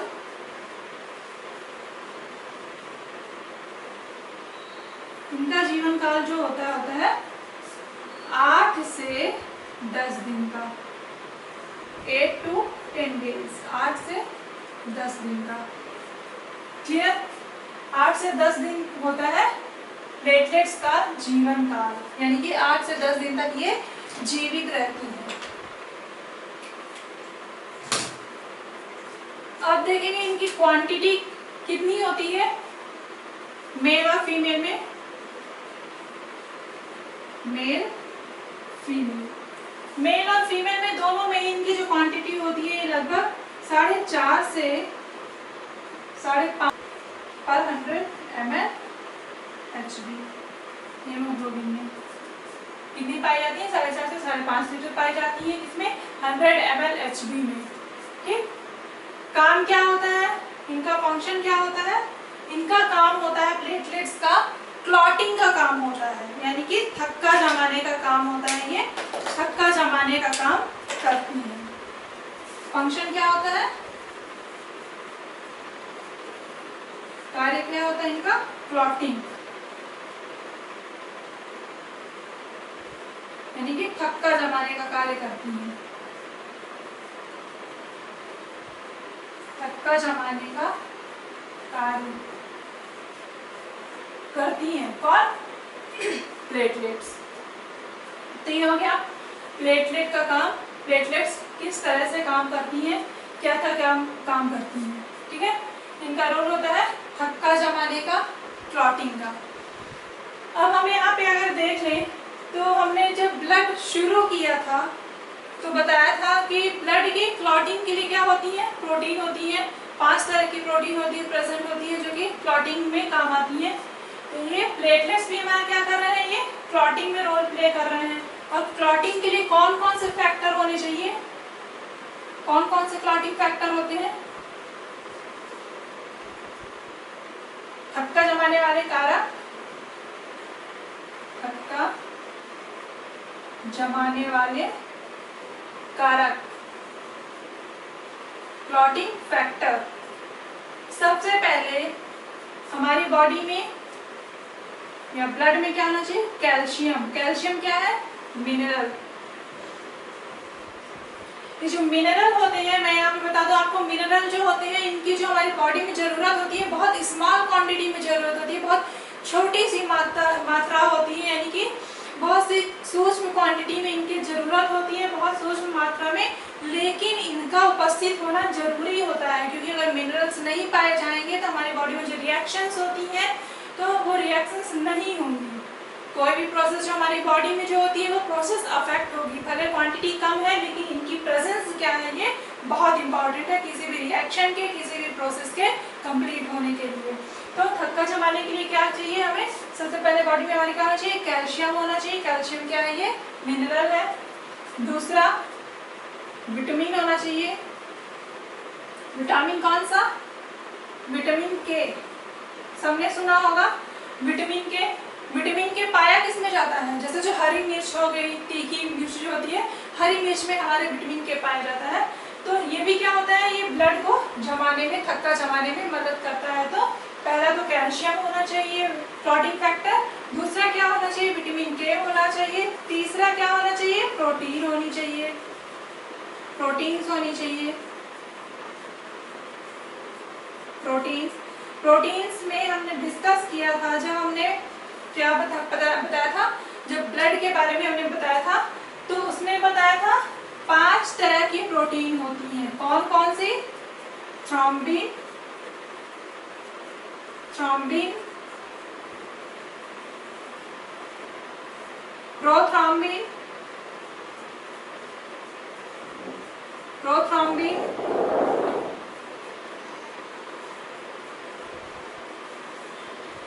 थ्रोम्बिन, प्रोथ्रोम्बिन,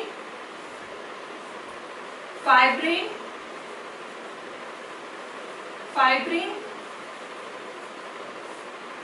फाइब्रिनोजन,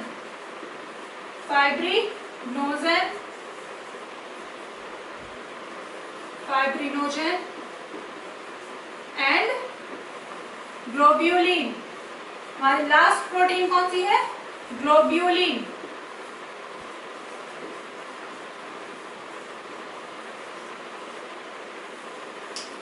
क्लियर है? तो ये क्या होते हैं? थक्का जमाने वाले कारक होते हैं। कौन कौन से? कैल्शियम होता है, कैल्शियम मिनरल होता है, विटामिन के होना चाहिए, प्रोटीन होनी चाहिए, प्रोटीन में thrombin, prothrombin, fibrin, fibrinogen and globulin.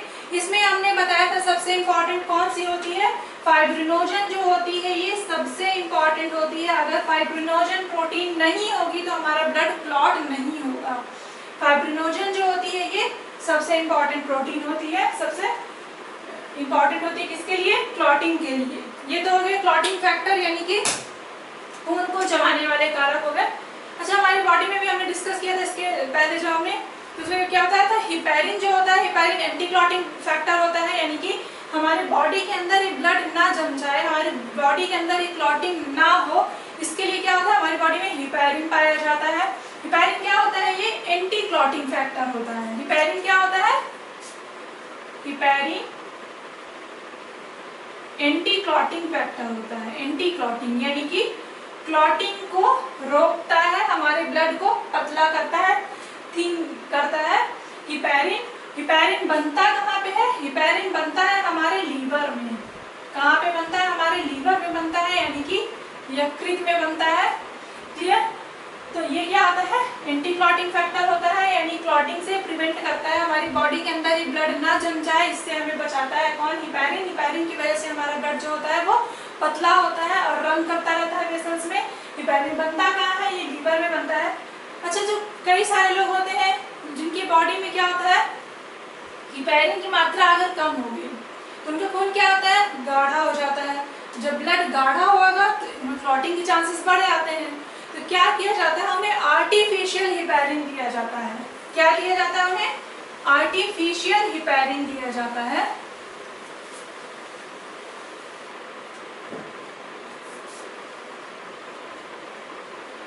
Artificial heparin दिया जाता है। आर्टिफिशियल हिपैरिन को क्या बोलते हैं? हीरोडीन। हीरोडीन। हीरोडीन नाम सुन के सबको समझ में आ गया होगा कि हीरोडीन क्या है। हीरोडीन क्या है? ये आर्टिफिशियल हिपैरिन है। और हीरोडीन क्या है? जोंक जो होती है, लीच, लीच की सलाइवा से अलग किया जाता है। लीच की सलाइवा में प्रेजेंट होता है हीरोडीन। तो लीच की सलाइवा से अलग किया जाता है हीरोडीन को। हीरोडीन क्या है? आर्टिफिशियल हिपैरिन है। हिपैरिन क्या काम करता है? क्लॉटिंग को रोकता है, एंटी क्लॉटिंग फैक्टर है। जिसके ब्लड में हिपैरिन की मात्रा कम हो जाती है तो उसे आर्टिफिशियल हिपैरिन दिया जाता है। आर्टिफिशियल हिपैरिन को क्या बोलते हैं? हीरोडीन बोलते हैं। हीरोडीन पाया कहाँ जाता है? लीच के सलाइवा में पाया जाता है। तो यहाँ से ये आपका ये क्वेश्चन बन सकता है, जैसे हिपैरिन है, हिपैरिन का फॉर्मेशन कहाँ पे होता है? लीवर में होता है। और हीरोडीन जो है, आर्टिफिशियल हीरोडीन को, सॉरी, आर्टिफिशियल हिपैरिन को क्या बोला जाता है? हीरोडीन कहा जाता है। हीरोडीन बनता कहाँ पे है? लीच की सलाइवा में, यानी कि जोंक जो होती है, जोंक की सलाइवा में बनता है। ठीक है। अब हम देख लेते हैं यहाँ पे प्लेटलेट्स से होने वाली बीमारी। प्लेटलेट्स से होने वाली बीमारियां, डिजीज।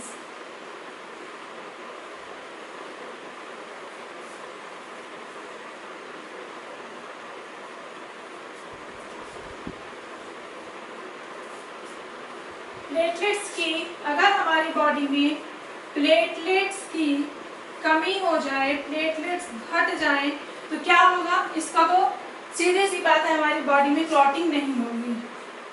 क्लॉटिंग नहीं होगी। हमारी बॉडी में क्लॉटिंग नहीं होगी। प्लेटलेट्स अगर घट जाएंगी तो अगर क्या होगा, अब यहाँ पे तो घट रही है, अगर प्लेटलेट्स बढ़ जाएं, जरूरत से ज्यादा बढ़ जाएं, इंक्रीज हो जाएं, तो क्या होगा? हमारी बॉडी के अंदर साइड ही क्लॉटिंग शुरू हो जाएगी। Clotting inside the body. ठीक। प्लेटलेट्स अगर जरूरत से ज्यादा कम हो जाएंगे तो हमारी बॉडी में क्लॉटिंग नहीं होगी, हमारा ब्लड क्लॉट नहीं होगा। अगर चोट लग गई है तो हमारा ब्लड बहता ही जाएगा, बहुत देर से क्लॉटिंग होगी, तब तक हमारा बहुत सारा खून निकल चुका होगा। प्लेटलेट्स अगर बढ़ जाएंगे, जरूरत से ज्यादा इंक्रीज हो जाएंगे तो क्या होगा? क्लॉटिंग क्या होगी? इनसाइड द बॉडी, हमारे शरीर के अंदर ही क्लॉटिंग शुरू हो जाएगी। ठीक है। हमारे ब्लड जो है हमारे बॉडी के अंदर ही क्लॉट होने लगेगा। तो और इस कंडीशन को क्या कहते हैं? जब ब्लड हमारी बॉडी के अंदर क्लॉट होने लगता है तो इसको बोलते हैं थ्रोम्बोब्लास्टिस। इसे क्या कहा जाता है? थ्रोम्बोब्लास्टिस।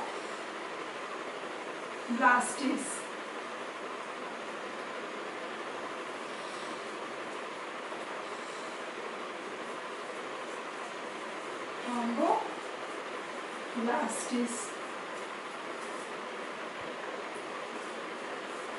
प्लेटलेट्स के इंक्रीज होने से कौन सी बीमारी हो जाएगी? थ्रोम्बोब्लास्टिस होगी। थ्रोम्बोब्लास्टिस में क्या होगा? हमारे बॉडी के अंदर ही क्लॉटिंग शुरू हो जाएगी, जो कि हमारे लिए हार्मफुल होगा। अच्छा, एक और बीमारी होती है, सुना होगा आप लोगों ने, वो जेनेटिक बीमारी, थैलेसीमिया जेनेटिक्स में देखा होगा। तो कौन सी होती है? हीमोफीलिया। कौन सी? हीमोफीलिया।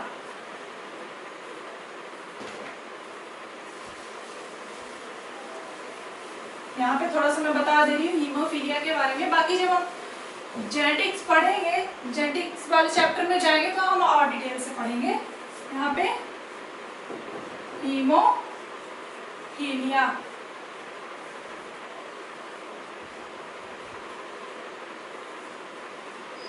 हीमोफीलिया में क्या होता है, ये सबसे पहले देखा किसमें गया था, हीमोफीलिया।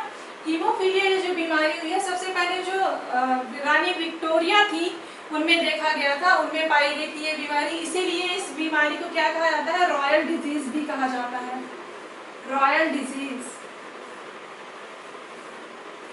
रॉयल डिजीज भी रॉयल होती है। तो क्यों होती है ये रॉयल डिजीज, इसे क्यों कहा जाता है, क्योंकि सबसे पहले रानी विक्टोरिया में पाया गया था, इसलिए इसे रॉयल डिजीज कहा जाता है। और ये कैसी होती है, अनुवांशिक बीमारी होती है, यानी कि जेनेटिक डिजीज होती है, जेनेटिक डिजीज होती है, अनुवांशिक बीमारी होती है हीमोफीलिया।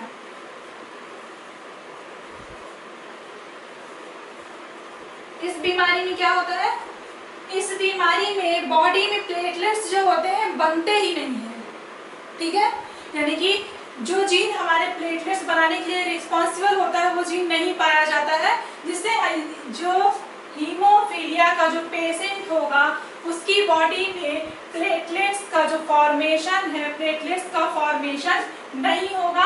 जब प्लेटलेट्स का फॉर्मेशन नहीं होगा तो यानी उसकी ब्लड में क्लॉटिंग नहीं होगी, और कभी अगर चोट लग गई और या फिर कोई घटना हो गई, कोई एक्सीडेंट हो गया तो उसका ब्लड कंटिन्यू बहता ही जाएगा, और ये कंडीशन क्या होगी, बहुत हार्मफुल होती है, इसमें बहुत ही रिस्की होती है। इसमें क्या होता है, ब्लड पूरी तरह से क्लॉट होगा ही नहीं, क्योंकि इसमें प्लेटलेट्स जब प्रेजेंट ही नहीं होगी, प्लेटलेट्स बनेंगे ही नहीं, तो क्लॉटिंग का सवाल ही नहीं उठता है। तो ये क्या होती है, हीमोफीलिया रॉयल डिजीज होती है, जेनेटिक डिजीज होती है, यानी कि अनुवांशिक बीमारी होती है। अनुवांशिक बीमारी जो एक पीढ़ी से दूसरी पीढ़ी में भी जा सकती है, जो जेनेटिकली ट्रांसफर होती है, वो अनुवांशिक बीमारियां कहलाती है। ये अनुवांशिक बीमारी होती है हीमोफीलिया, इसमें प्लेटलेट्स का फॉर्मेशन नहीं होता है। क्लियर? तो ये था हमारा आज का टॉपिक WBC और प्लेटलेट्स।